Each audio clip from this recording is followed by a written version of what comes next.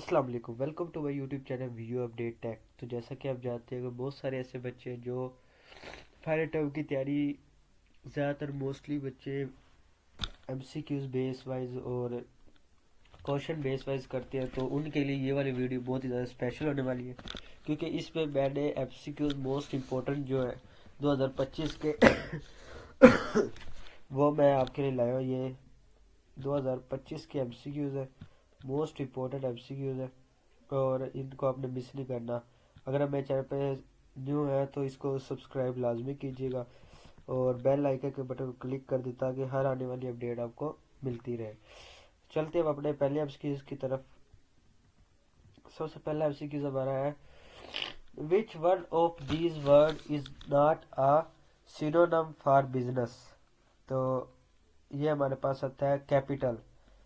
Capital ये हमारा synonym नहीं है बिजनेस का। नेक्स्ट हमारे पास उसके बाद आता है, which of the following bars are replaced by drawing that represent the thing described? Pico pictograph ये अब ड्राइंग में अक्सर रिप्लेस करती है। उसके बाद नेक्स्ट हमारे पास, which of the following present the main idea before the sporting data? Sporting data main idea इसमें क्या है, वो डायरेक्ट प्लान। मतलब अब किसी को भी घुमा फिरा के ऐसे बात करना, ये इनडायरेक्ट वे आ जाता है। और डायरेक्ट वो आता है जिसमें आप जो है बस वही आपने डायरेक्ट उसको बता दिया। उसके बाद नो एग्रोमेंट्स, ना कोई ऐसी चीज़ कि जो उससे छुपाई जाए, डायरेक्ट हर चीज़ को क्लियर करता। ये होता है main idea sporting data. Next, which question is used to ask about residential status? तो what's your address? What's your address? Next हमारे पास है, which question ask for advice? What would you like to know? What would I should with my plastic bottles? ये हमारे पास है correct. Next है, why style guides are widely used in organization? तो इसका जो हमारे पास करेक्ट है वो है बोथ वन एंड टू, मतलब to achieve a uniform documents, to achieve consistency और स्टाइल। नेक्स्ट है, claim letter is also called adjustment letter. Adjustment letter को क्लेम लेटर अब कहते हैं। उसके बाद नेक्स्ट हमारे पास आ जाता है, which of the following can be defined as follows? If is not merely politeness with mechanical insertion of these please and thank you, rather it politeness that grow out of respect and concern to other। इसका हमारे पास है correctness. ये वैसे तो MCQs आया उसमें से जो है मिड टर्म्स में से है। अगर आप इसको मिस कर देंगे तो आपकी मर्जी है, तो वैसे आप कर ले तब भी ठीक है, क्योंकि मिड टर्म के भी मोस्टली ऐसे क्वेश्चन आ जाते हैं। वेयर वी यूज, नेक्स्ट है, where we use proper tone for beginning a reasonable and understanding Y.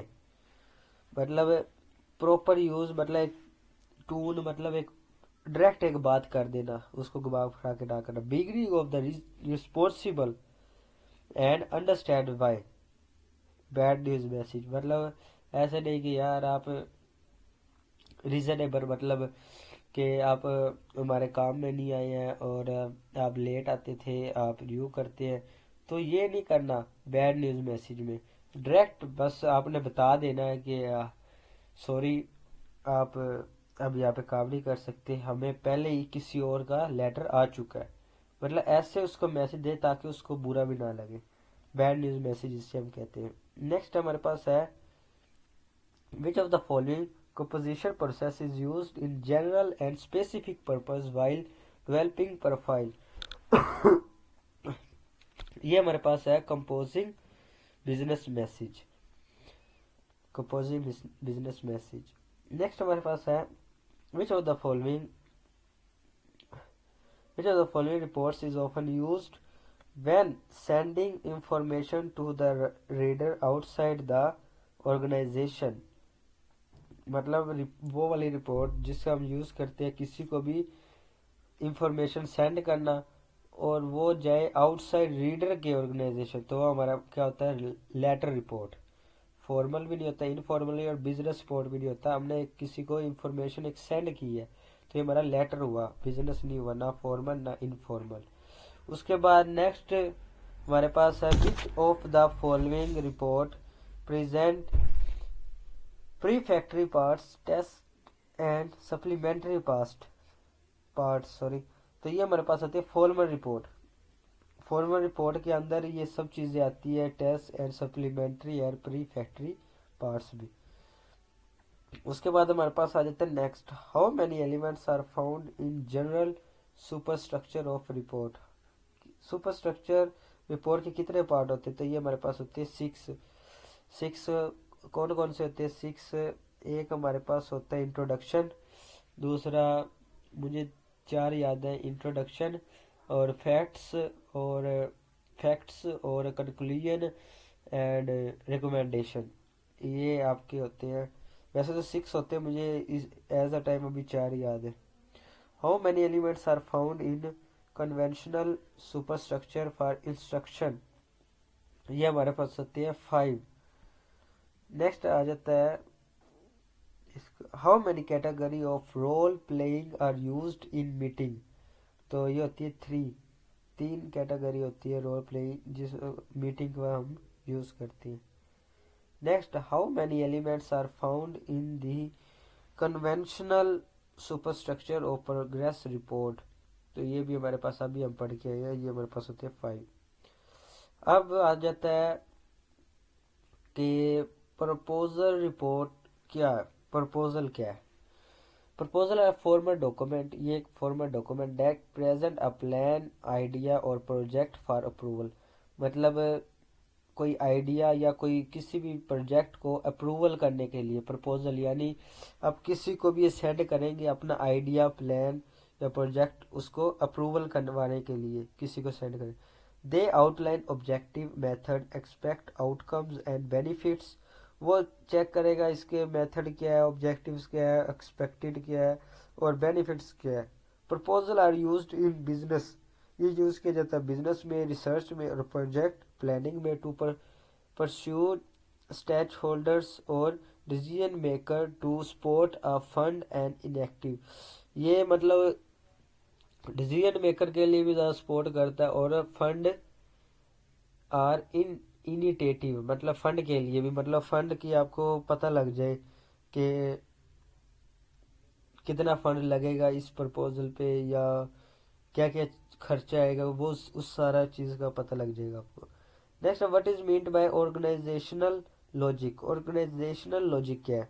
Organisational logic refer to the structure by which a company और सिस्टम, ये एक स्ट्रक्चर है कंपनी और सिस्टम का, अरेंज इन प्रोसेस, जो इसको arrange करता है प्रोसेस को। Work flow and decision making strategy, मतलब ये डिसीजन मेकिंग स्ट्रेटजी भी होती है ताकि उसको पता लग जाए। In ensure efficiency, consistency and coherence in achieving organisation goals. It also determines how resource communication and responsibilities are managed within an organization। Next हमारे पास आ जाता है characteristics of good interview. Good interview क्या है? तो सबसे पहले तो active listen, play close attention. मतलब एक्टिव लिसन के मतलब आपको ये ना हो कि नींद आ रही हो, आप बोल रहे हो इंटरव्यू, इससे क्या होगा, pays close attention to response, अगले को क्या रिस्पॉन्स देगा कि मतलब अटेंशन है, ये सो नहीं रहा है। नेक्स्ट हमारे पास क्या है, क्लियर कम्युनिकेशन, मतलब clear communication, ask questions and relevant question, मतलब कि क्लियर बोल रहा हो, ये ना हो कि बातचीत, क्लियर कम्युनिकेशन इसको कहते हैं कि क्लियर बोल रहा हो, ये ना हो रेविलेंट क्वेश्चन, उनके क्लियर जवाब दे रहा हो, ये ना हो कि वो कुछ और पूछ रहा हो, ये कुछ और जवाब दे रहा हो। इररेलीवेंट वो होता है। और ये क्या कह रहे हैं, relevant question. Confidence, maintain control of the interview, confidence में बैठना, मेंटेन करना, कंट्रोल करना अपने आप को इंटरव्यू में। Empathy, makes the interview feel comfortable, मतलब कि इंटरव्यू के वक्त अपने आप को क्या करें, कंफर्टेबल करें। नेक्स्ट है objective, avoids base and remain natural, मतलब अवॉइड करे दूसरी चीज़ों को, मतलब नेचुरली ये न्यूट्रल, रिमेन्स न्यूट्रल, मतलब किसी और को मतलब बारे में ना सोचे वगैरह। Pre precedence, research the topic, जो टॉपिक है उसको रिसर्च करे। And interview beforehand, interview के पहले पहले उसको तैयार कर ले। Adept adoptability, adjust question based on response, मतलब अपने आप को अडोप्ट एडजस्ट कर ले क्वेश्चन के, जैसे ही कोई क्वेश्चन है उसका रिस्पॉन्स एक इजी वे में दे, या ऐसे ना हो कि टेंशन में हो और रिप्लाई ना दे। उसके बाद आ जाता है structure of short formal report. अब ये मैं आपके साथ शेयर करता हूँ, ये क्या है कि सबसे पहले आ जाता है a short formal report typically includes section title page. आपका जो title page include the report title, author name and date, मतलब आपका जो टाइटल हो ना शुरू का, उसमें आपने उसका नाम भी लिखना और उसकी डेट वगैरह भी, किस दिन ये किया है।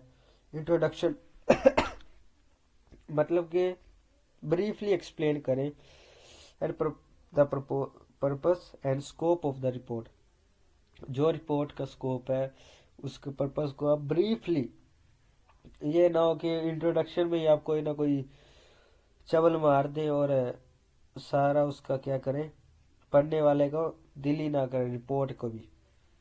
नेक्स्ट है फंडिंग डिसीजन, नेक्स्ट है कंक्लूजन, रिकमेंडेशन, रेफरेंस। तबीयत थोड़ी सी है ना डाउन हो रही है, तो आपके साथ मैं जल्दी जल्दी ये शेयर कर देता हूँ, और मेरे लिए आप दुआ भी करिएगा ताकि फिर नेक्स्ट वीडियो आए जाए। नेक्स्ट है analyse report proposal, to ensure analyse report is effective and proposal. सबसे पहले डिफाइन क्लियर ऑब्जेक्टिव, ये हम ऊपर पढ़ा है। Use reliable data, analyse report बता रहे हैं, रिपोर्ट को एनालाइज कैसे करना है ये बताया जा रहा है।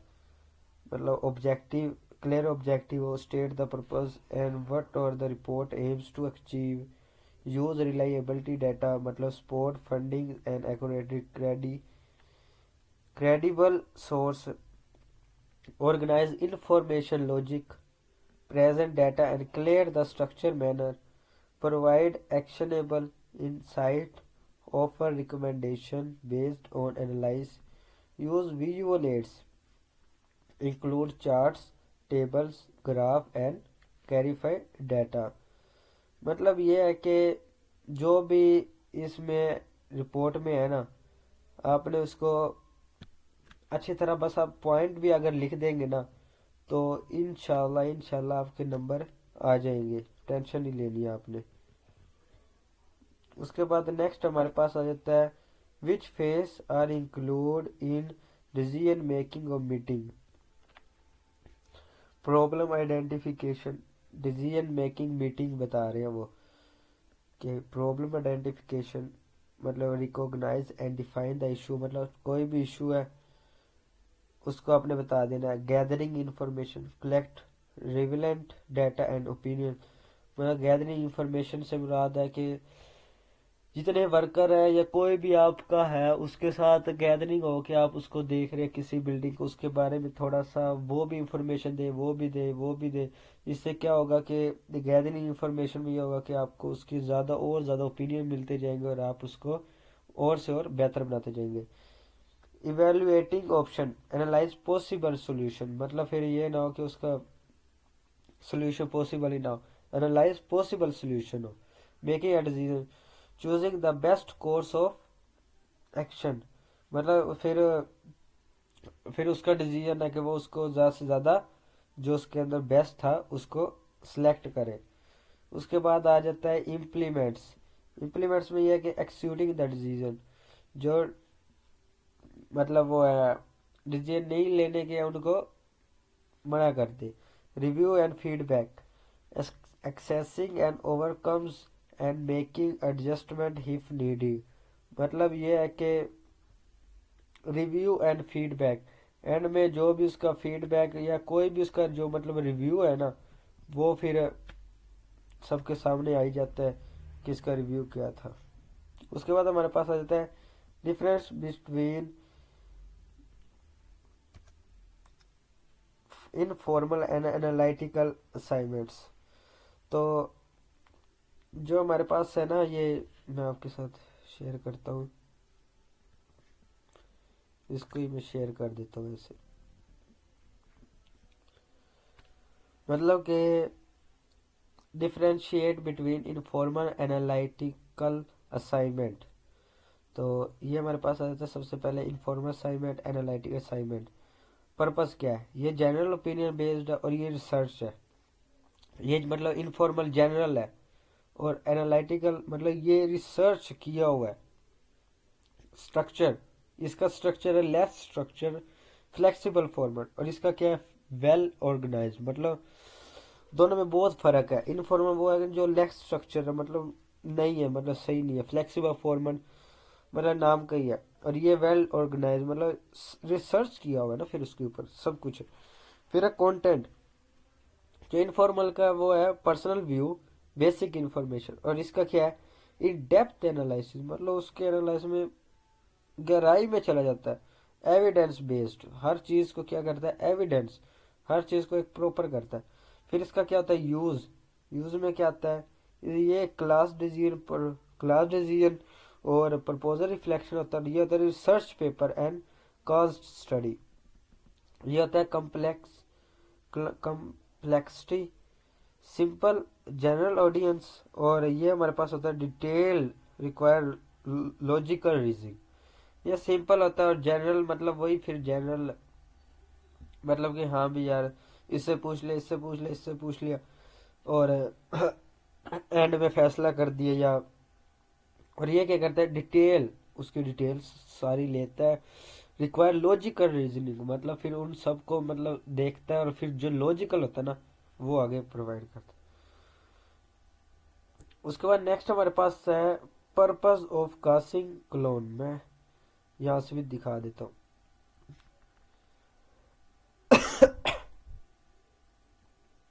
Purpose of using colons, give details. तो ये हम देखते हैं कि colons are used for following purpose, introduce list, explain, sorry example, the grocery list includes milk egg and bread. Colons का बता रहे हैं, मतलब कि ये जो क्लोन है ना ये कहाँ कहाँ पे लगते हैं, इनका यूज कहाँ कहाँ पे होता है, ये इसके लिए एग्जाम्पल है। ये आपको ये ना सुना क्लोन के बारे में बता रहे, क्लोन कहाँ कहाँ पे यूज होते हैं, मतलब सेपरेटिंग इंडिपेंडेंट क्लासेस में। एग्जाम्पल है ही हैड वन गोल, आगे ये लग गया colon, to win the championship. तो मतलब ये बताए हुए। अब ये time and ratio, the train depart at 10, दरमियान में क्लोन लग गया 30 AM। नेक्स्ट हमारे पास आ गया short memo report on flexible for opinion restaurant in वापडा टाउन। मतलब जो है ये साथ में अब यहाँ से भी क्वेश्चन देख ले।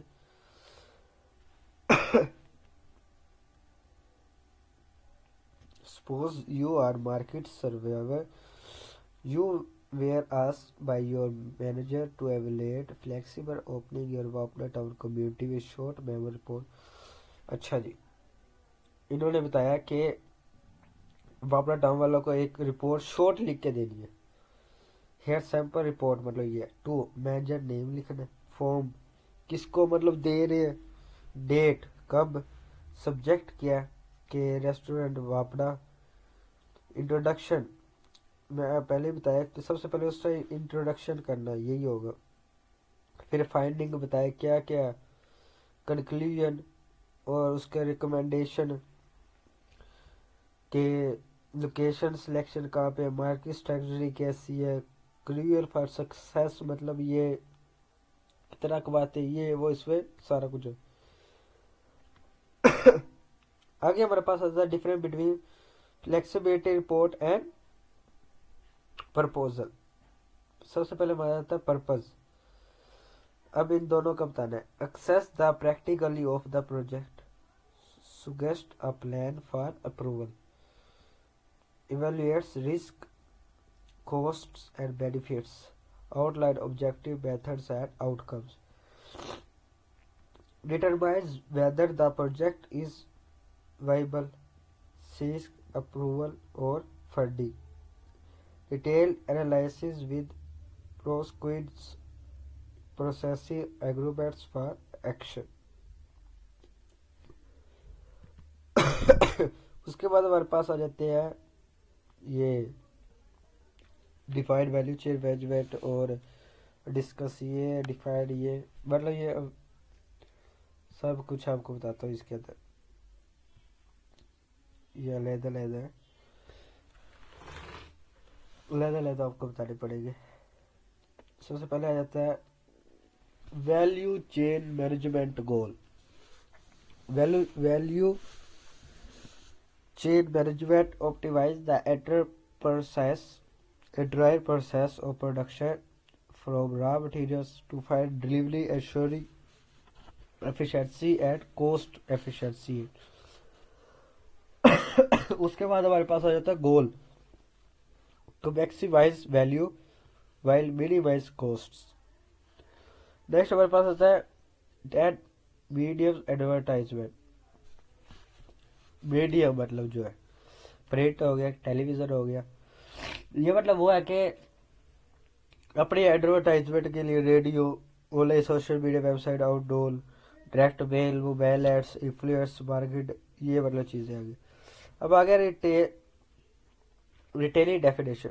Retailing involve selling goods and service directly to consumers through various channel like store, online and direct sales.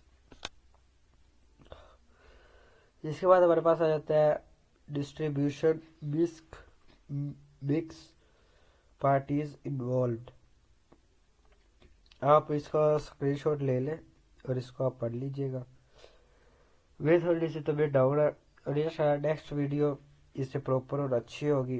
तो मिलते हैं नेक्स्ट वीडियो में। मेरे लिए दुआ लाजमी कीजिए। Thank you.